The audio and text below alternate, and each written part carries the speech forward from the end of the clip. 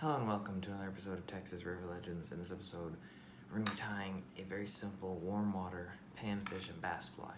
So this is a fly called the Bully Bluegill Spider, designed to catch big sunfish, but it also works really well for smaller bass. It's one of the all-time favorites of any sunfish enthusiast, and really if you fish warm water, no fly box is complete without a couple of them. So you can tie these on a lot of different sizes of hooks. This is a size 12. This fly needs a very minimal amount of materials. You need some tying thread. I'm using 6/0 black. That's a good size thread for this size hook. I'm using black because it contrasts with the body material, but also matches the legs, so it kind of blends in and gives it some good contrast.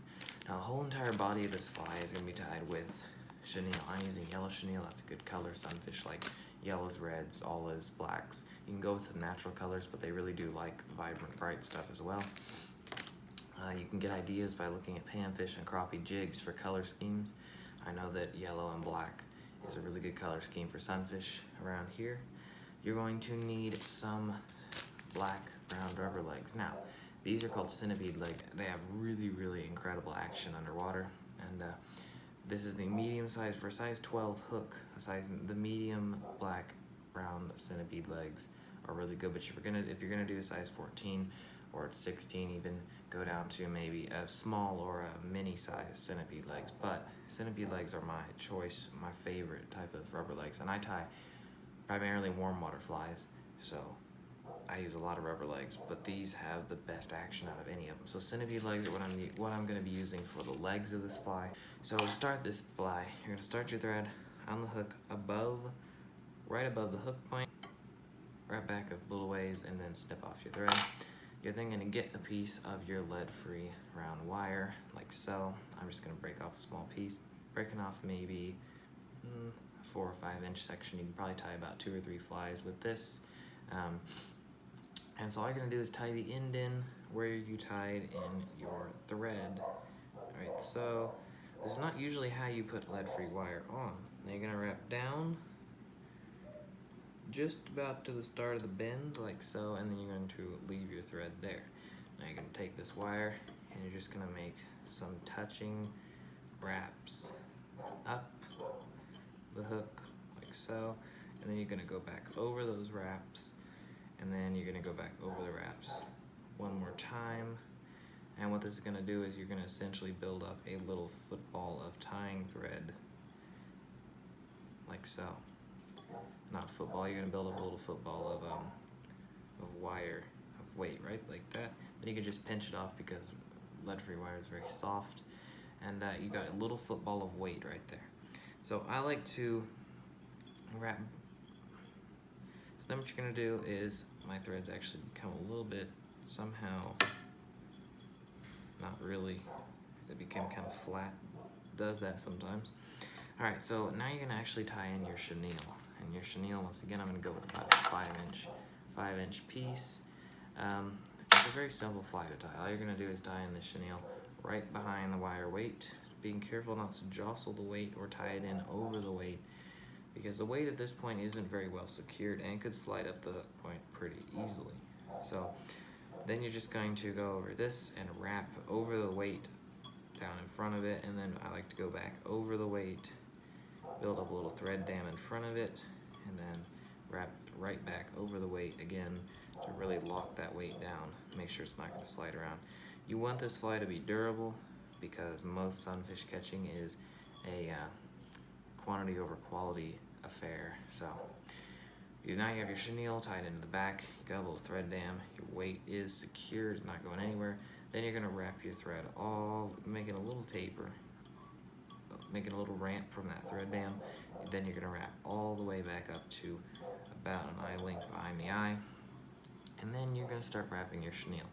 Now you just want to make touching turns. The first couple are the hardest because you're trying to get on that weight without it slipping, and then also trying to come down off the weight can be very challenging because you don't want it to do that. You don't want the weight to be showing through the wire.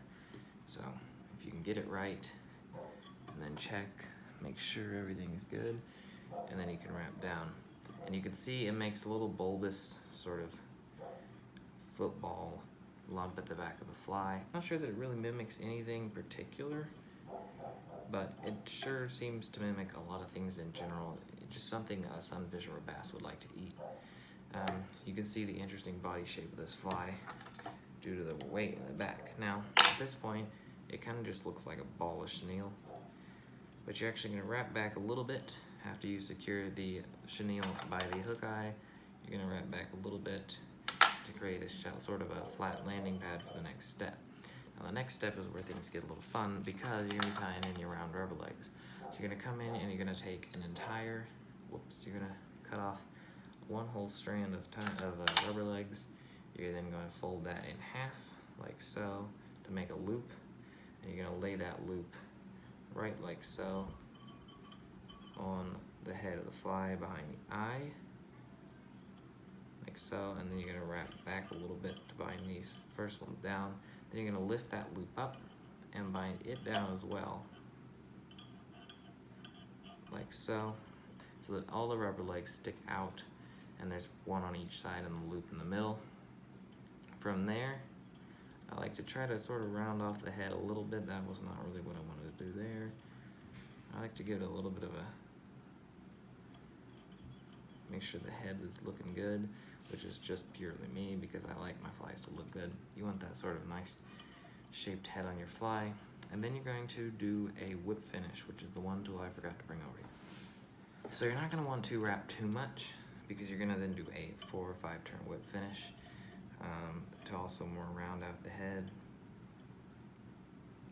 So once you do your whip finish, you want to seat the knot well, and then you can either pull or snip. You're tying for a 3. You're tying a thread free. I like to snip mine to get it nice and close in there, but that's because I like my flies to look pretty.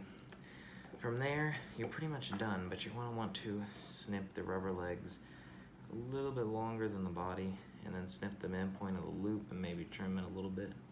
And ideally, those rubber legs with a little bit of adjustment should sort of splay out across the body of the fly. You can trim them once again to get them nice and all one sort of uniform length, although the sunfish probably don't care, but you know, it looks better. And there you go. That is pretty much your finished Bully Bluegill Spider. Now, this leg is still a little bit longer than the other, but once you trim the legs, you can see it looks pretty good. So from there, all that's left is to do some head cement. So take a sizable amount of head cement, and you want to apply that onto the thread head right there. It'll also give it a little bit of a glossy look and probably look a lot better, but makes it much more durable. So once you have applied your head cement, that is your finished Bully Bluegill Spider. Very simple fly, easy to tie, and downright effective for all types of sunfish, pretty much anywhere. It's one of my go-to flies if I can't to get a bite. I don't think it really mimics anything, but they seem to like it. So how this thing falls in the water is due to the weighted end. It sort of falls backwards with this weighted end leading the way, and the rubber legs fanning out and wiggling as they fall. And the sunfish, especially the bigger ones and the small bass, cannot stand that action. So there you go, guys. That is the simple and effective Bully Bluegill Spider. You can tie this in any range of colors that you really want. You could tie it in greens, pinks, purples, yellows, blues. You can change the color of rubber legs. I like to go with black rubber legs on all of mine just to give a little bit of contrast. And yeah, there you go. Super simple fly and super effective. So get out there, catch some more fish.